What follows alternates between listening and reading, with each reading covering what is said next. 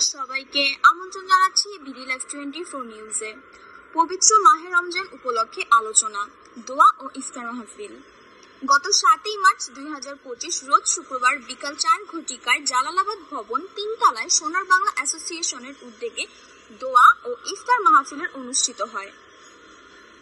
উক্ত অনুষ্ঠানটি সভাপতিত্ব করেন আনোয়ার হোসেন চৌধুরী, ব্যবস্থাপনা পরিচালক, SMI ফাউন্ডেশন, শিল্প মন্ত্রণালয় ও প্রধান পৃষ্ঠপোষক সোনার বাংলা অ্যাসোসিয়েশন। সভারত্ন সেলিম চৌধুরী, সাধারণ সম্পাদক, সিলেট বিভাগ, উন্নয়ন পরিষদ ও উপদেষ্টা, সোনার বাংলা অ্যাসোসিয়েশন। প্রধান অতিথি Jalal Ahmed, chairman, Bangladesh energy regulatory commission. বিশেষ অতিথি শাহজাহান মিয়া, সাবেক অতিরিক্ত সচিব, কারিগরি ও শিক্ষা বিভাগ, শিক্ষা মন্ত্রণালয়। ওমর মোহাম্মদ ইমরুল মহসিন, মহাপরিদর্শক, অতিরিক্ত সচিব, কলকারখানা ও প্রতিষ্ঠান পরিদর্শন অধিদপ্তর। সাংবাদিক কাজী তুফাইল আহমেদ, সম্পাদক ও প্রকাশক, Dainik Deshbarta. Mufti Abul Hasan, chairman, Rafrafe builders limited ও উপদেষ্টা, সোনার বাংলা অ্যাসোসিয়েশন। আলোচক SM নজরুল ইসলাম, প্রতিষ্ঠাতা ও চেয়ারম্যান, সোনার বাংলা অ্যাসোসিয়েশন। হাজী দেওয়ান সাদিক মিয়া, কার্যকরী সভাপতি, সোনার বাংলা অ্যাসোসিয়েশন। নাসির উদ্দিন পাটোয়ারি, সাধারণ সম্পাদক, সোনার বাংলা অ্যাসোসিয়েশন। অনুষ্ঠানটি সঞ্চালনায় ছিলেন মুফতি মোহাম্মদ খাইরুল ইসলাম জালুয়াবাদী, নির্বাহী সদস্য 1, সোনার বাংলা অ্যাসোসিয়েশন।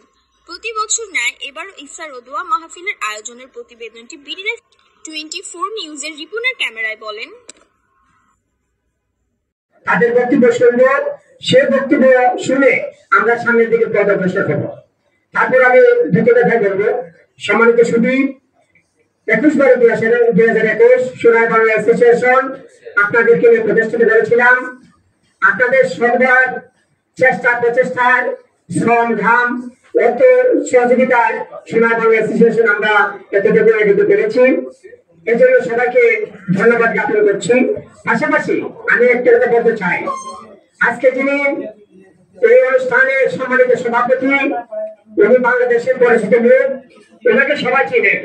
আর বিশেষ করে আমার সংগঠনে যারা যত বিপদে পড়ুক না কেন, প্রথম আমাকে বলে যে আমার সমস্যা আছে, আমি তাৎক্ষণিকভাবে আমি আমার মামার কাছে তাদেরকে নিয়ে যাই সমস্যার সমাধান করার জন্য।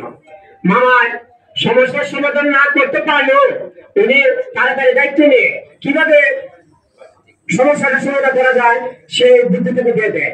আর যদি ওনার দ্বারা সম্ভব হয়, উনি তাৎক্ষণিকভাবে ফোন করে দেয় যে যাও তোমরা ওনার সাথে